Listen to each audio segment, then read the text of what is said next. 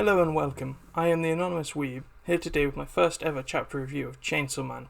I only intended to read a couple chapters, but ended up binge reading the entire series in one go. So here's my first ever review of the latest chapter to drop. But first, a quick recap of the previous chapter, where we had Denji, poor Denji, emotionally exhausted after having killed Aki when he became the gun devil because of Machina.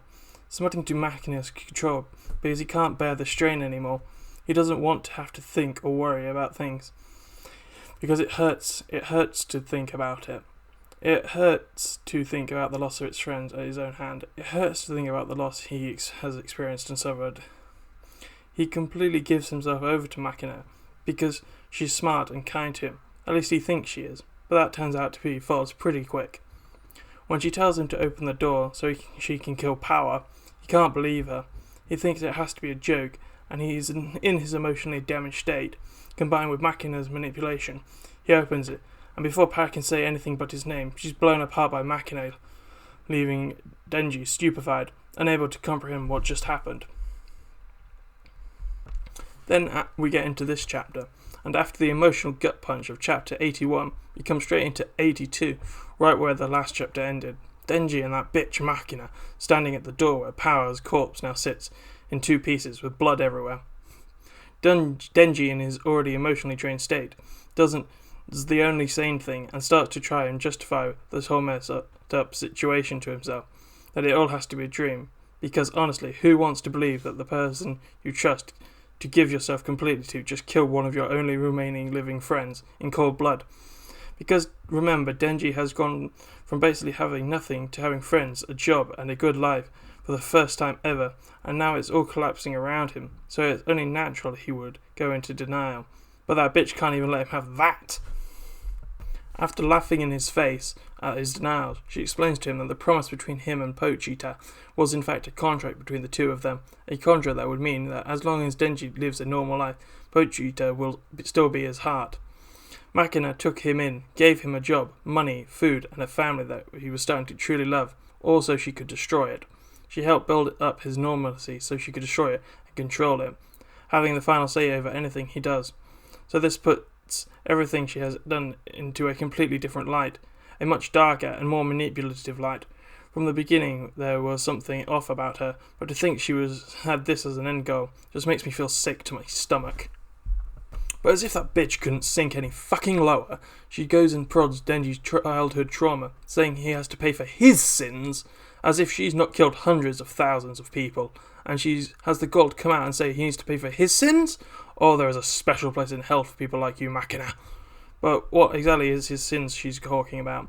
Well, it turns out Denji killed his drunk father to save his own life, but because the corrupt adults who couldn't call in his debt like that, it made it seem like he committed suicide, and Denji locked that memory behind a door in his mind, the door Pochita is always telling him to keep closed, the door that allowed him to keep moving forward and dream of having a normal life, despite the horrors of his childhood, despite the corruption and twisted world he was thrust into. But now it has been flung wide open. Once the door to his suppressed memories is flung wide open, she pushes the final button, asking that if someone who's killed their own father, that killed Aki, and had a hand in killing Power, could wish for a normal life. Okay, first off, this hurts. This really, really hurts. I only picked this series up recently, and in the relative short time we have these characters, I came to love not only them as individuals, but their dynamic together. But more than that, as a person, I can relate to some level to what Denji is going through. Obviously without the supernatural stuff, but I too have questioned myself. Questioned if someone like me, who has done things I'm not proud of when I was younger, stupider, and caused people I care about to get hurt. The downward spiral is crushing, and thankfully no one got seriously hurt or killed because of me. But the fact of the matter is that seeing Denji accept that he shouldn't have a normal life, that he doesn't deserve one, after the things he had no choice in, really hurts. So with that, Denji completely shatters, and the final scene of the chapter is him laid out lifeless on Machina's sofa, while she calmly sips her tea and has her breakfast. As if destroying a person's entire world is nothing to her, which it probably isn't given how much of a monster she turns out to be. I'm really not sure where the series can go from here. Denji is just shattered completely right down to his core.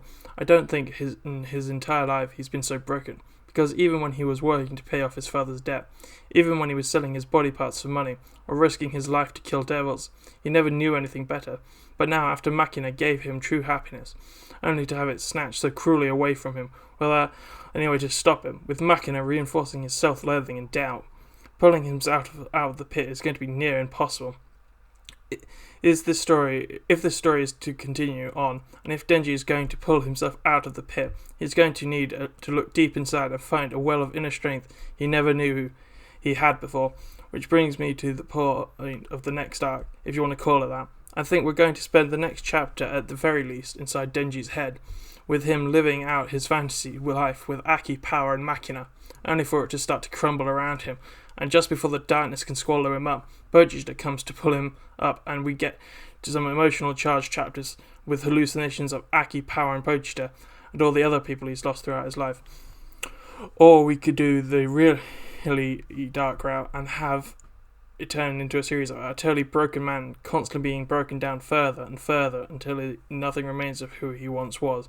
But I'm really hoping this doesn't turn into a story about our tragic hero met a tragic end.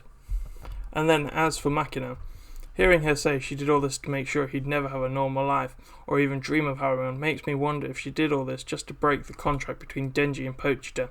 Everything she's done up to this point, since meeting Denji, was so she could get hold of the Chainsaw Devil's heart. And the worst thing is, we don't know her end goal. What sort of inhuman monster is she? She's the devil of control, but what does that even mean? Does she just want absolute, complete control over everything? Then why go after Denji and Pochita? The fact that we don't know almost anything about her and that she will kill just about anyone who tries to bring Denji happiness, makes her terrifying and a massive hate sink in my mind. Not only is she responsible for the death of a great many characters in the series, but she's responsible for crushing the very core of our main character. I hope somehow in the future she will get what she deserves.